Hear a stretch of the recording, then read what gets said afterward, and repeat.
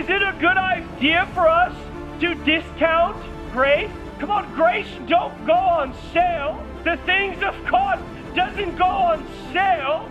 But I think something's happened in our generation in efforts to make it so easy for people to come in. Have we actually cheapened the quality of what it is that we have? Very interesting. I'm thinking about Isaiah 5:20. Woe unto them that call evil good and good evil. Now, if we could sum up the atrocity of the climate of our generation right now, I think Isaiah 5:20 has a pretty good handle on it. Call good evil and evil good, and make that which is evil reign in ideology over a nation, reign in value over a nation.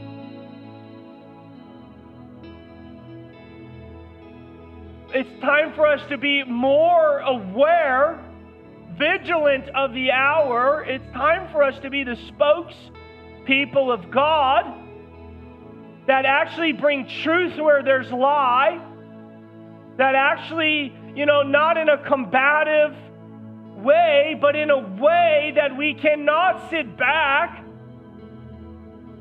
There's something rising up that we would actually respond. And there's something in that context of last hour, of end days, of end times, where good's being called evil and evil's being called good, and where people can blatantly refuse grace, where people can blatantly disregard God. And I don't so much think about people in the world and people who have yet not discovered their identity in God. I'm thinking about those who've gathered together and really observing the house of God, really observing what's going on in churches. What's the condition of the church? What's sort of if we look back 20, 30, 40 years from now, 50 years from now, and we think about, this era of the church, what will we think about? Is it a good idea for us to discount grace? Is it a good idea for us? Grace don't go on sale. The things of God doesn't go on sale. But I think something's happened in our generation where we've in effort to make it so easy for people to come in, have we actually cheapened the quality of what it is that we have?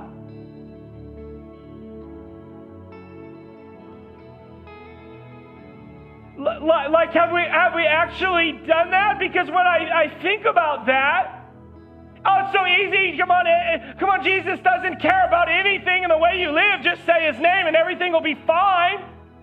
I'm sorry, is it just me this morning? I need an amen if anybody else in their lifetime has experienced a cheap grace. That you can agree with me. If I'm wrong, then tell me I'm wrong. But if anybody else has had the same experience as me, where it seems like in the church in our generation, you can kind of live any way you want and then just show up on Sunday. And I feel like it's so far from I've inherited a kingdom that I now live in. It's totally different. And what happens is, when we sell it so cheap, it's not handled with care.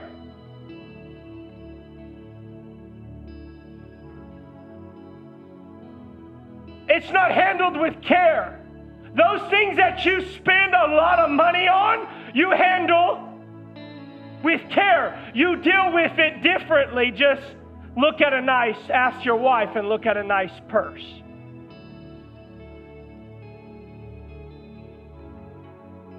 You don't handle the bucket that's a 1981 truck. I mean, we got work trucks that have just been dented in and beat up, and what do we say?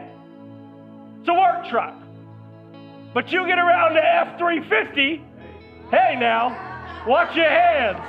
Watch your hands. In effort of actually making the door really wide and accessible, which is good, because Jesus says, come to me, all who are weary and heavy laden, and I will give you rest.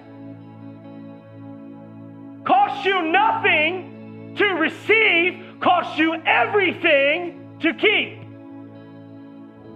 And we, in effort of making it so wide and accessible, we've actually made Christianity and the gospel of Jesus and the person of Jesus just so plastic. Why would anybody want that? Why would anybody want a king that doesn't rule? Why would anybody want a king that has no power? Why would anybody want a king that has no resource? Why? And I feel one of the problems in our generation, God bless everybody, and I believe that in the fullness of time, God's desire is all would come to him. Yes. And should you be beaten? No. Should you be stoned? No. Should you be ridiculed? No. Should we be aggressive? No.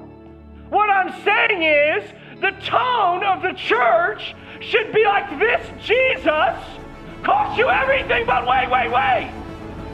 He's so worth it.